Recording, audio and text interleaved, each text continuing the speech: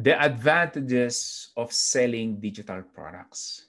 With digital products, say ebooks po for example, always remember this guys, nearly zero po ang product cost natin. Nearly zero. Kung ikaw ang gagawa ng ebook mo, like completely zero ang product cost. Pero for example, nagbibenta ka ng ganito. Bibenta mo sa Lazada, sa Shopee, whatsoever. Always remember meron po ng cost or product cost. Tatandaan po niya. Kaya po kayong basta-bastang mahihilo sa mga numero na nakikita ninyo. Meron pong product cost. Sa digital, nearly zero po ang product cost ninyo. Now, sabihin mo, Sir John, well, paano ako, Sir John, kung nagbayad ako ng freelancer, di may bayad yung produkto ko. Tama ka. Pero let's just say, kunwari na lang for the sake of this discussion, kunwari nagbayad ka ng $300, binenta mo yung ebook mo ng $20, summer mga, sabihin mo ng 15 copies ng ebook mo, break even ka na. So in other words, yung 16, 17, 18, 28, 100, 200 copies ng binenta mong ebook, that is 100% profit. Tagi po ninyong tatandaan yan. If you're wondering, why am I coaching this? Why am I teaching this? Because when I started in this business, wala naman akong kilalang Filipino who do this. But when I start teaching this, I just realized how people or Filipinos back then are completely unaware how beautiful this business is. I believe that internet is a game changer. Internet is a great equalizer, guys. Because finally, you can go directly to consumers. Wala nang middleman. Kaya one of the common questions, Sir John, where do we sell our ebooks? Do we sell it on Amazon? No, because Amazon is a middleman. You directly sell it to your consumers, to your prospects. Dahil pag walang middleman, ano pong sa tingin ninyong advantages pag walang middleman? You have full control. You can price your product whatever you want. 100% profit. I remember I'm supposed to sell my book. This one, I'm supposed to sell it on National Bookstore. Tapos humingi na po ako ng quotation for this one. Sabi ko, I wanna sell this on National Bookstore sa Philippines po. It was like pre-COVID. And then binigyan na ako ng quote, ng pricing. You cannot price this on your own. Gagawin nila, ibibase nila yan doon sa current selling. Ano ba yung mga, let's say, business book? Magkano ba yung bentahan? Oh, ganito ang presyuhan. So dapat libro mo, ganun din ang presyo. Tapos consignment pa. Tama ba ako sa term na yun? Mag-i-stock ka sa kanila ng libro.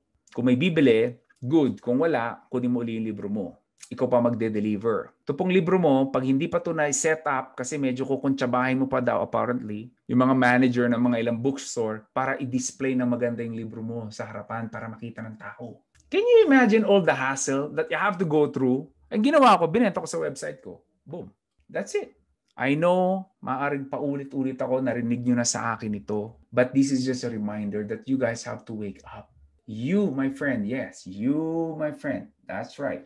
You now have the power in your hands. All you need is just a computer and internet connection. You can now sell nearly anything just online. You can always sell your ebooks wherever you want to sell. Kahit sa mo gustong ibenta, it's completely up to you. Produkto po ninyo yun eh. But if you're gonna ask me where and how, I'm gonna teach you to sell it on your own website, period. So if you're gonna ask me advice, Sir John, how can I sell more sa Lazada, Shopee, Amazon? I cannot help you. Because unang-una, hindi po ako nagbenta ng any of those on those platforms. I never teach about or talk about something that I do not know. Yun po yung magagaranti ko sa inyo. Kaya if you hear me with confidence, because I only talk about something that I know. Pag hindi ko alam, nagtatanong ako. Or I invite an expert. If you will study rin po kasi, the most successful people in this world of selling advice digital products, they do not sell on Amazon, Lazada, Shopee, eBay, whatsoever. They do not sell it there. Maaring may makita kang product nila. So, John, bakit si ganito nagbenta sa Amazon? More of marketing strategy lang yon, pero they're not trying to make money. Anong ibig sabihin? Where the money is in this business is in your subscribers list. These are the people who subscribe to your website or your customer list. Ito naman yung mga taong nakasubscribe din sa'yo at bumili na rin ng product mo. Pag kayo po ay merchant, for example, nagbenta kayo sa Amazon, hindi ibibigay ni Amazon yung data na yun sa kanya. Na kay Amazon yun. Anong sinabi ko sa inyo kanina, where the money is? Nasa subscribers list or customer list. Nandun ang pera. Kaya pag nagbenta kayo kay Amazon, yung subscribers list at customers list, wala sa'yo na kay Amazon. Sino mayaman? Si Amazon. If you sell it on your own website, nasa sayo yung data. Even their credit card information. Napansin nyo ba dyan yung madalas bumili sa Amazon? Ako po madalas. Nakasave na yung credit card. Tatlong credit card ko nakasave na sa Amazon. When I buy something, I don't have to enter my credit card again and again or every time. 2 clicks of the button, check out. I'm done. I ordered. Why? Because Amazon has the data. So sa inyo, ganun din po. Yun ang problema pag nag-sell kayo sa different platform. Kaya nga sinasabi ko sa inyo, the biggest player in our industry, selling information, advice, business, ebook, audiobook, video courses, online training, coaching program. The biggest names in this industry sell it on their own website. Kaya po ko paulit-ulit para po maintindihan ninyo that whenever there's a middleman, there's a red flag. I have this one student, another program, on selling courses naman. I also teach how to sell online courses. Sir John, can I sell it sa Udemy? Can I sell it sa ano ba mga online courses ngayon, guys? Alam niyo yun, right? Alam niyo yan, ng mga iba dyan. Coursera, those are middlemen. They take a cut. Una-una, may cut sila. Pangalawa, wala kang customer data. Nasa kanila. Who makes the money? Sila. They made it easy for you though. But still, ikaw pa rin naman na magbibenta. Hindi naman sila eh. Platform lang nila eh. Go where the money is. Basically, that's what I'm trying to say. That's why I never, ever advise anyone to sell it on another platform than their own website. Ngayon, of course, at the end of the day, produkto mo yan eh. You get a chance to decide. But if you will ask me where and how, it's always been via your own website. Pag nagbibenta po kayo sa mga marketplaces, you are pretty much selling to a new customers again and again. Like new customers, paulit-ulit, lagi silang bago. Eh, ang pinakamahirap pong bentahan, yung mga bago pa lang eh.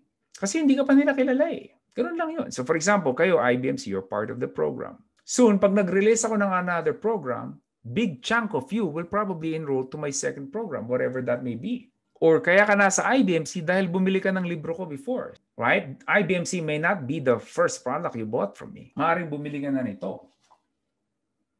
And now you're here. Or other products ko, or other programs ko, or umattend ka ng seminars ko before. That is why it is extremely important you sell it on your own website. I hope that makes sense. How do you market to your prospects if you're not going to use email persuasion or emails? Because where the money is, remember, nasa list. Ano ba ginagawa natin sa list? We follow them up.